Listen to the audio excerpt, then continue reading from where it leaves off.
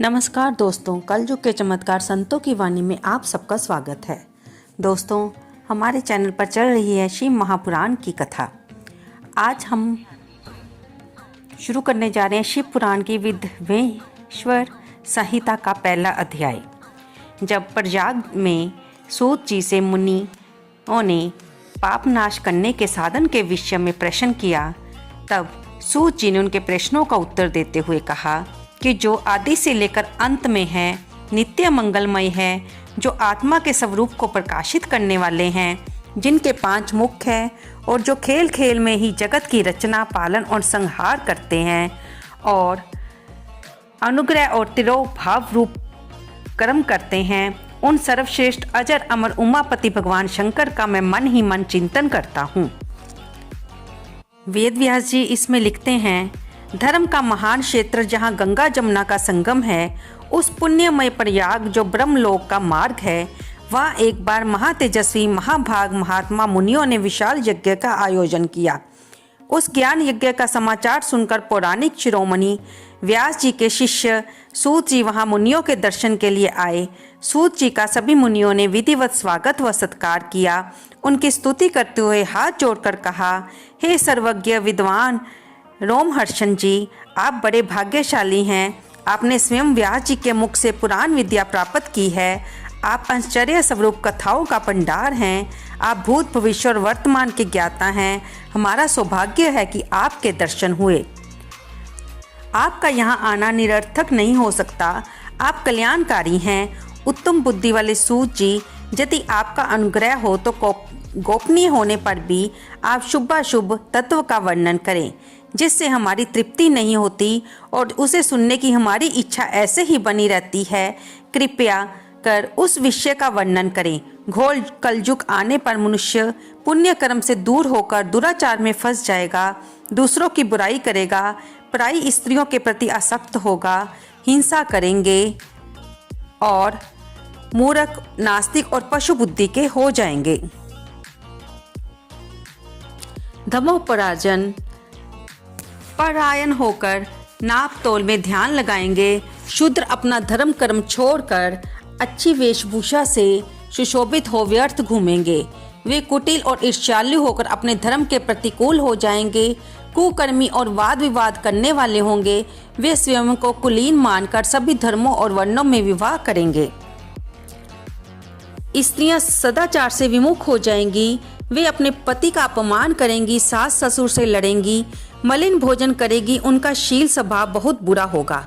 सूत जी, इस तरह जिनकी बुद्धि नष्ट हो गई है और जिन्होंने अपने धर्म का त्याग कर दिया है, ऐसे लोग लोक परलोक में उत्तम गति कैसे प्राप्त करेंगे? इस चिंता से हम सभी व्याकुल हैं। परोपकार के समान कोई धर्म नहीं है। इस धर्म का पालन करने वाला दूसरों को सुखी करता हुआ स्वयं भी प्रसन्नता अनुभव करता है। ये भावना यदि निष्काम हो तो कर्ता का हृदय शुद्ध होकर उसे परम गति प्रदान होती है। हे महामुनि, आप समस्त सिद्धांतों के ज्ञाता हैं। कृपा करके हमें ऐसा उपाय बताएं जिससे सभी के पापों का तत्काल नाश हो जाए। तब श्री सूत जी कहते हैं, साधु महात्माओं, आपने बहुत अच्छी बात पूछी है। ये प्रश्न तीनों लोगों का हित करने वाला है।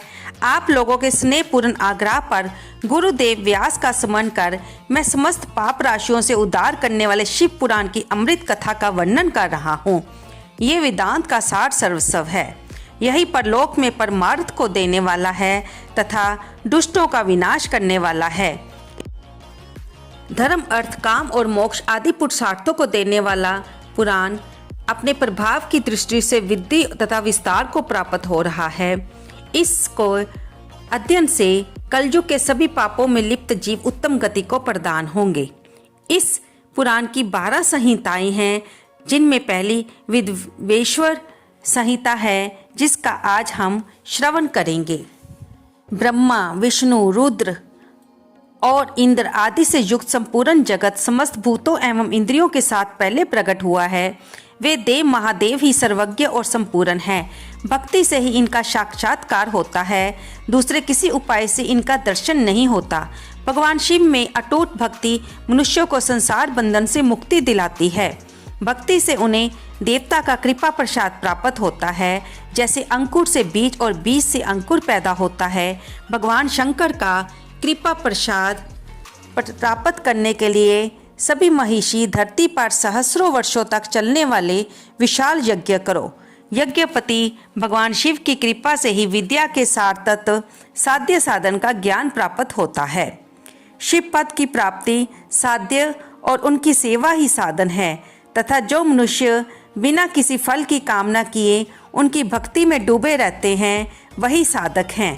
कर्म के अनुष्ठान से प्राप्त फल को भगवान शिव के श्री चरणों में समर्पित करना ही परमेश्वर की भक्ति का उपाय है और यही मोक्ष प्राप्ति का एकमात्र साधन है। साक्षात महेश्वर ने ही भक्ति के साधनों का प्रतिपादन किया है।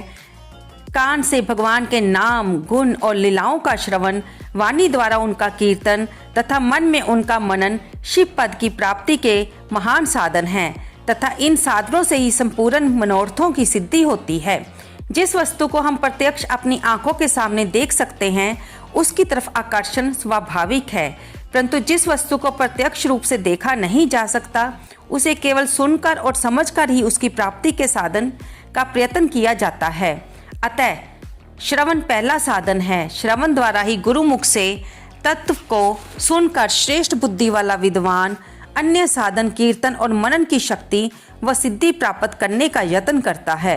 मनन के बाद इस साधन की साधना करते रहने से धीरे धीरे भगवान शिव का संयोग प्राप्त होता है और लौकिक आनंद की प्राप्ति होती है। विद्वेश्वर संहिता का चौथा अध्याय में सनत कुमार और व्यास जी का संवाद आ रहा है। सूत जी कहते हैं, हे मुनियों, इस साधन का महात्म्य बताते समय मैं एक प्राचीन वृतांत का वर्णन करूंगा जिसे आप ध्यान पूर्वक सुने। बहुत समय पहले की बात है। पराशर मुनि के पुत्र मेरे गुरु व्यास देव जी सरस्वती नदी के तट पर तपस्या कर रहे थे। एक दिन सूरज के समान तेजस्वी विमान से यात्रा करते हुए भगवान सनत कुमार वहां जा पहुंचे। मेरे गुरु ध्यान में मग्न थे। जागने पर अपने सामने सनत कुमार जी को देखकर वे बड़ी तेजी से उठे और उनके चरण स्पर्श कर उन्हें अर्घ्य देकर योग्य आसन पर विराजमान किया। प्रसन्न होकर सनत कुमार जी गंभीर वाणी में बोले, मुनि तुम सत्य का चिंतन करो। सत्य तत्व का चिंतन ही श्रेय प्राप्ति का मार्ग है। इसी से कल्याण का मार्ग प्रशस्त होता है। यही कल्याणकारी है। ये जब जीवन में आ जाता है तो सब सुंदर हो जाता है। सत्य का अर्थ है सदैव रहने वाला। इस पर काल का कोई प्रभाव नहीं पड़ता। ये सदा एक समान रहता है। सनत कुमार जी ने महिषी वेद व्यास जी को आगे समझाते हुए कहा, महिषी, सत्य पदार्थ भगवान शिव ही हैं। भगवान शंकर का श्रवण, कीर्तन और मनन ही उन्हें प्राप्त करने का सर्वश्रेष्ठ साधन है। पूर्व काल में मैं दूसरे अनेक साधनों के भ्रम में पड़ा घूमता हुआ तपस्या करने मंद्राचल पर जा पहुंचा। कुछ समय बाद भगवान शिव की आज्ञा से सबके साक्षी तथा शिव गणों के स्वामी नंदिकेश्वर यहाँ आए और स्नेह पूर्वक मुक्ति का साधन बताते हुए बोले, भगवान शंकर का श्रवण, कीर्तन और मनन ही मुक्ति का स्रोत है। ये बात मुझे स्वयं देवादिदेव भगवान शिव ने बताई है, अतः तुम इन्हीं साधनों का अनुष्ठान करो। व्यास जी ने ऐसा कहकर अनुगामियों सहित सनत कुमार ब्रह्म धाम को चले गए। इस प्रकार इस उत्तम वृतांत का संक्षेप मैंने वर्णन किया है। ऋषि बोले, सूत जी, आपने श्रवण, कीर्तन और मनन को मुक्ति का उपाय बताया है, किंतु जो मनुष्य इन तीनों साधनों में असमर्थ हो वह कैसे मुक्त हो सकता है? किस कर्म के द्वारा बिना जतन के ही मोक्ष मिल सकता है? दोस्तों, ऋषियों द्वारा सूत जी से पूछे गए इन प्रश्नों के उत्तर हम अगली कड़ी में सुनेंगे।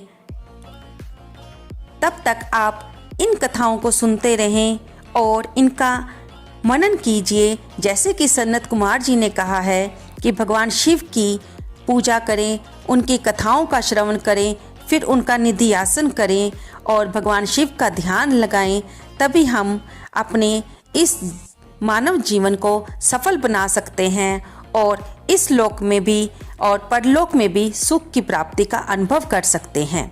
दोस्तों, आपको ये कथाएं कैसी लग रही हैं? कृपया कमेंट बॉक्स में अवश्य लिखकर बताएं। इसे लाइक करें और अपने दोस्तों के साथ शेयर करें। धन्यवाद दोस्तों।